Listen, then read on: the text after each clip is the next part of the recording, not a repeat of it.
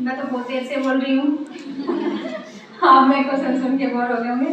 अब मैं आपको कुछ अपनी लिखी हुई पंक्तियाँ सुनाना चाहती हूँ जो आज मैंने आज सुबह ही लिखी है आप लोगों के लिए, आप लोगों को मोटिवेट करने के लिए लिखी है। पहले तो मैं 2-3 तो शेर ऐसे ही बोल देती हूँ, किसी और के लिखे हुए हैं। उसे लगता है कि मेरी उड़ान कम है, उसे लगता है कि मेरी उड़ान कम है, मुझे यकीन है कि ये आसमान कम है, मुझे यकीन है कि ये आसमान कम है।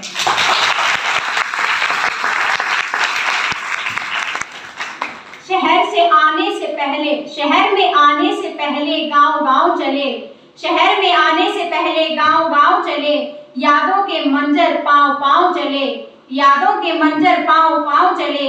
धूप लगी तो ये तजुर्बा हुआ यारो, धूप लगी तो ये तजुर्बा हुआ यारो, वो जिंदगी ही क्या जो छाँव-छाँव चले, वो जिंदगी ही क्या जो छाँव-छाँव चले।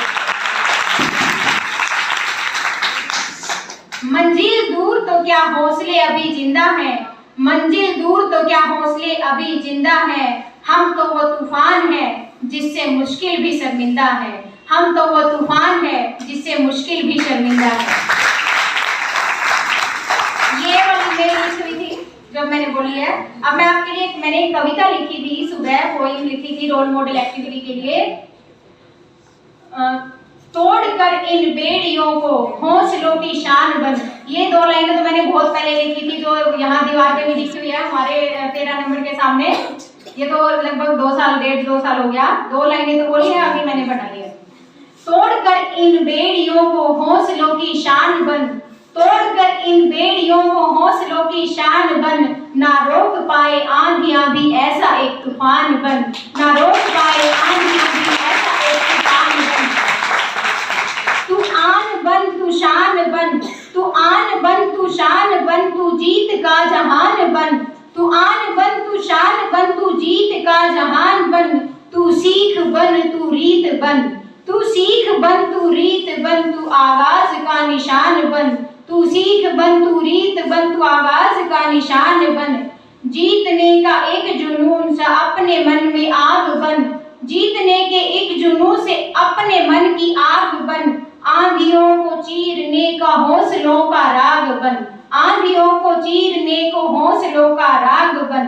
जज्बे मिसाल बन तू, जज्बे मिसाल बन तू, मंजिलों का बाग बन, जज्बे मिसाल बन तू, मंजिलों का बाग बन। अपने नए अंदाज से तू जीत का एक साज बन, अपने नए अंदाज से तू जीत का एक साज बन।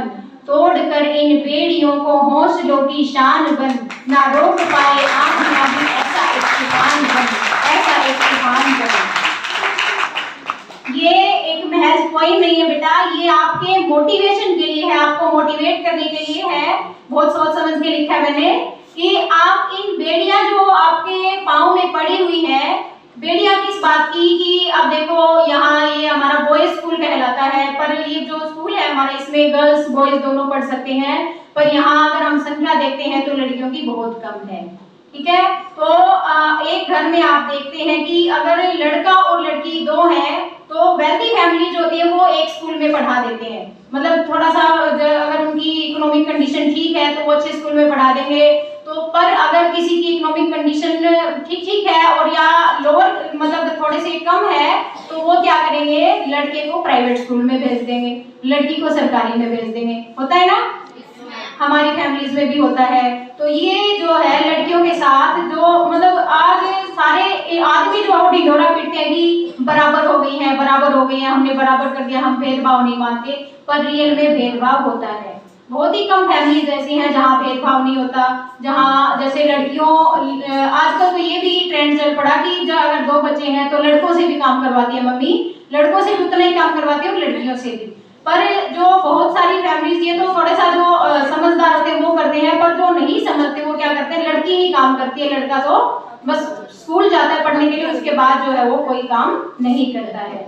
ये सच्चाई है। तो आप जो इन बेड़ियां हैं इन बेड़ियों को तोड़ें कि जो आपके ऊपर कोई भी रेस्ट्रिक्शन लगती है, किसी प्रकार का पाबंदी है, तो वो पाबंदी आप तोड़कर उनको, जैसे इन्होंने रेणु जी ने मुकाम हासिल किया है उस तरीके से अगर मुकाम हासिल करेंगे तो आपको कोई भी नहीं रोकेगा। आपके रास्ते में कोई भी बेड़ियां नहीं डालेगा, तो इनको तोड़कर हौसलों की शान बनिए। आप एक शान बनिए। जैसे एक शान है, ये शिवानी की शान लगा लीजिए कि जो भी कोई भी पद हासिल करता है तो उनको फॉलो करते हैं सभी। तो इस प्रकार जो है आप लोग जो कोई भी क्वालिफाइड है, कोई भी जो संघर्ष करके निखरता है, उनको आप फॉलो कीजिए, उनकी तरह बनिए। और मैं अपने बारे में भी कुछ बताना चाहती हूँ अब कि मेरे फादर जो है वो किसान है। मैं ऐसी फैमिली से बिलोंग करती हूँ, किसान है मेरे फादर। हम 4 बहनें और एक भाई है। तो मैं 2 मेरे से बड़े हैं, 2 छोटे हैं, तो मैं बीच की हूँ। तो मैंने जब कॉलेज जाना शुरू किया था, मैं गांव की अकेली लड़की थी। मेरा गांव रहबलपुर है हिसार डिस्ट्रिक्ट में। तो मैं अकेली लड़की थी मेरे गांव की। तो मैं जो जब कॉलेज जाती थी तो मतलब बहुत सारे लोग मेरे पापा को भी बोलते थे कि लड़की को क्यों भेजता है। मेरी बड़ी बहन की जब शादी की तो बोले इसकी भी शादी कर देते हैं। हमारे रिश्तेदारों ने भी कहा, पर मेरे पापा ने नहीं माना। मतलब मेरे पापा की मैं बहुत शुक्रगुजार हूँ इस बात पे, क्योंकि मैंने भी कहा कि मुझे नहीं करवानी अभी शादी, मैं पढ़ूंगी। फिर मैंने जो पोस्ट ग्रेजुएशन की, एमए के बाद मेरी शादी हुई।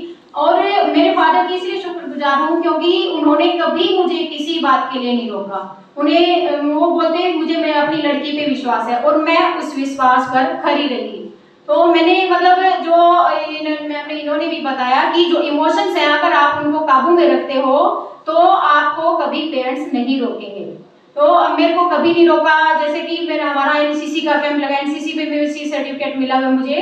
तो केरल भी गए थे, वहां जाने के लिए नहीं रोका। मतलब उस टाइम मैंने सन 2000 में 12th की थी, आज से 22 साल पहले। और उस टाइम तो आजकल तो पेरेंट्स भेज देते हैं, जैसे हमारे साथ अभी भी हम लड़कियों को लेके गए स्काउट्स में, पर उस टाइम बहुत कम भेजते हैं कि लड़की को क्यों बाहर भेज रहे हैं, बिगड़ जाएगी, ये है वो है। मतलब एक बात, एक टप्पा लगा देते हैं कि भाग जाएगी। तो ये वाला जो है, ये इसको मैंने सही साबित नहीं होने दिया। और जहां भी मैं जाती, कभी मेरे से क्वेश्चन भी नहीं करते थे कि क्यों जाना है, नहीं जाने देता, हमेशा मेरे को भेजा। तो जैसे आप लोग अगर अपना वो विश्वास जो है आप अपने पेरेंट्स को दिखा दोगे कि मैं कोई गलत काम नहीं करूंगी, तो आपके पेरेंट्स कभी आपको नहीं रोकेंगे। और आज से देखो 22 साल पहले की बात है ये, उस टाइम तो जमाना कुछ और ही था। आजकल तो इतना नहीं सोचते पेरेंट्स ऐसा मतलब कहीं भेजते हुए, पढ़ाते हुए। तो उस टाइम भी मेरे फादर ने मुझे एमए करवाई, और उसके बाद जो है मेरी अब जॉब लगी फिर बाद में 2007 में। तो बेटा आप जो है अपने को एक विश्वास जगा के अपने समाज में चलिए कि अगर मान लो गली में से लड़की निकलती है तो कोई सिर्फ उंगली ना उठाए, ये बोले कि देखिए वो लड़की है जो पीएचडी कर रही है, जिसने एमएससी की है, जो नेट क्वालिफाइड है।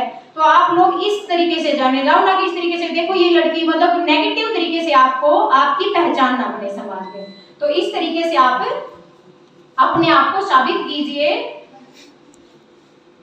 तो जो स्काउट एंड गाइड है वो बता रही थी मैं, अभी हम बच्चों को लेके गए थे, इसमें भी मुझे राष्ट्रपति अवार्ड मिला हुआ स्काउट एंड गाइड में भी।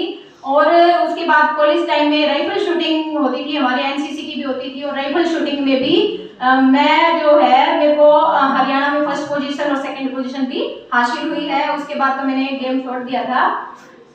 तो बेटा ये एक 2 लाइनें और है, 2 पंक्तियां हैं, लीजा फाजली की हैं शायद ये। सपने वो नहीं होते जो आप सोते हुए देखते हैं, सपने वो नहीं होते जो आप सोते हुए देखते हैं, सपने वो होते हैं जो आपको सोने नहीं देते, सपने वो होते हैं जो आपको सोने नहीं देते।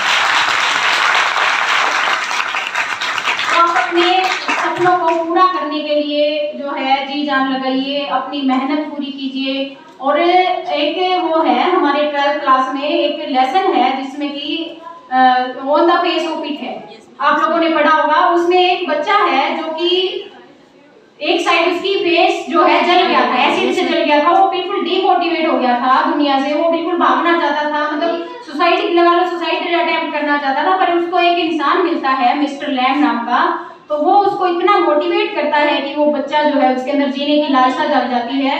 और कैसे करता है कि उसने कहा, उसका फेस सिर्फ एक साइड से फेस जला हुआ था, उसने कहा तुम्हारे पास सब है, तुम्हारे पास हाथ है, पाँव है और सब कुछ, दिमाग है, सबसे बड़ी बात है आपके पास दिमाग है। तो वो लड़का जब ये सारी बातें सुनता है तो उसने कहा कि ये देखो दुनिया में कितने ऐसे लोग हैं जो बिल्कुल ही अपाहिज हैं, जिनकी आंखें नहीं है, कान नहीं है, हाथ नहीं है, पाँव नहीं है, और पागल लोग भी हैं। तो तुम्हारे पास सबसे अच्छी बात यह है कि तुम्हारे पास एक बहुत सॉलिड ब्रेन है, और यही आप लोगों का भी है कि आप लोग जो है किसी भी मुकाम को हासिल कर सकते हो। आपके पास एक सॉलिड ब्रेन है और आप यहाँ बैठे हो, तो आप यहाँ से बैठे हो तो अपनी अच्छी पढ़ाई कीजिए और एक बहुत बड़ा मुकाम आप हासिल कर सकते हैं। तो इतना ही कहूंगी कि आप लोग जो है एक बहुत बड़े पद पे जाइए और स्कूल का, अपने गांव का, अपने इलाके का नाम रोशन कीजिए। Thank you.